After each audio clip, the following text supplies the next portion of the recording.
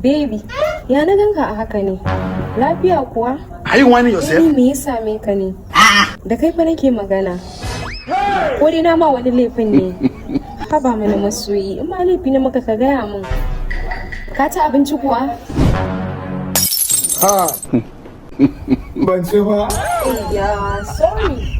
Shi ne baka gaya min ba? Wallahi tun zaɓen yunwa da ke. Haba ya kai ya ka, ni fa taka ce, komai nawa naka ne. Allah ka bari ka yi kuka don Allah masoyi, ka ji ba matsala.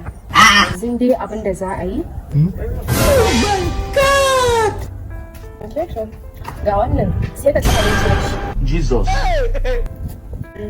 So, ga wannan. Are you playing? Ka rike a hannunka, ka yi wani abin da shi. Kun ka sani ta ka ce kai ma da wani kowane matsala aka samu kawai ne ka dinga bara na sani. Ka gane ko? Yanzu wannan gaskiya takalmin nan naka ne tun da na san ka shi kake sawa kullum. Kuma gaskiya ya kamata ka canja saboda takalmin sun sufa. Ga wannan ka siya sabon takalmi da shi.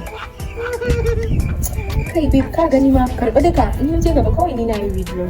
Yanzu dan Allah ni dai ba na son na dinga ganin ka a cikin matsala saboda ni taka ce kai na wani duk abin da kake so kai ka ga mun ka bari na sani to me amfanin soyayyar ta me amfanin muna tare komai na fa ka sani naka ne da fatan dai ni ba za ka rabu da ni ba ko Ina rabu da ke hauka nake.